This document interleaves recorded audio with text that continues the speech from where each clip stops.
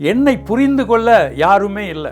நான் கஷ்டத்தில் போய் கொண்டிருக்கிறேன், நான் போராட்டத்தில் போய் கொண்டிருக்கிறேன், எனக்கு ஆறுதல் சொல்ல யாரும் இல்லை, என்னை கை தூக்கி எடுக்க யாருமே இல்லை, நான் வியாதிப்பட்டு கொண்டு இருக்கிறேன், என்னை தேற்றுவார் யாரும் இல்லை, இப்படி கலங்கி கொண்டிருக்கிறாங்க.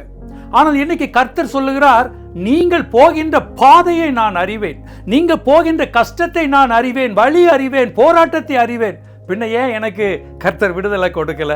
யோபு என்கிற ஒரு மனிதன் இருந்தான். அவன் தன்னுடைய சொத்தை இழந்தான், தன்னுடைய பிள்ளைகளை இழந்தான், தன்னுடைய சரீர சுகத்தை இழந்தான். எல்லாரும் அவனை குற்றப்படுத்துகிறார்கள், நண்பர்கள் குற்றப்படுத்துகிறார்கள். உன்னிடத்துல தான்ப்பா பிரச்சனை இருக்குன்னு சொல்லி அந்த நெருக்கமான நேரத்துல தான் அவன் இவ்விதமாக சொல்கிறான், நான் போகும் வழியை அவர் அறிவார், அவர் என்னை சோதித்த பின் நான் பொன்னாக விளங்குவேன். தங்கத்தை பூமியிலிருந்து எடுத்து அது அப்படியே பியூரா நமக்கு கிடைப்பதில்லை. அதை என்ன செய்வாங்க? ப்ராசஸிங் பண்ணுவாங்க.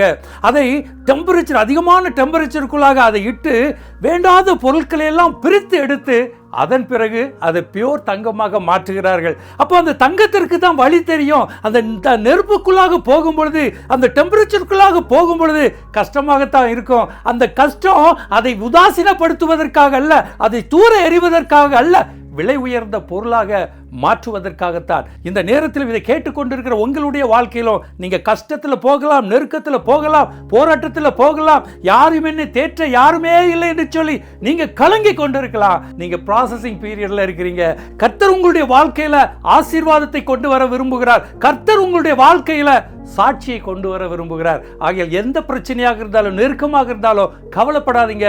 கர்த்தர் நீங்க போகின்ற வழியை அவர் அறிந்திருக்கிறார். உங்க தேவைகள் எல்லாவற்றையும் ஏற்ற நேரத்தில் கர்த்தர் சந்திப்பார். God plus.